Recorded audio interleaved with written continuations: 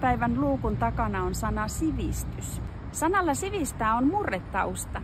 Nimittäin Keski-Suomessa ja Länsi-Savossa sivistää on tarkoittanut siistimistä, kohentamista, kokoon keräämistä ja viimeistelemistä. Kirjakieleen sanan sivistys toi Reinhold von Becker vuonna 1822 Turun Viikkosanomiin laatimassaan kirjoituksessa ja tuolloin ensimmäistä kertaa tässä nykymerkityksessä. Sivistää sanue perustuu sanaan siveä, joka tarkoittaa puhdasta ja säädyllistä. Sivistys on hyvin ajankohtainen juuri nyt, sillä ensi vuosi 2024 on opetus- ja kulttuuriministeriön nimeämä kansallinen sivistyksen teemavuosi.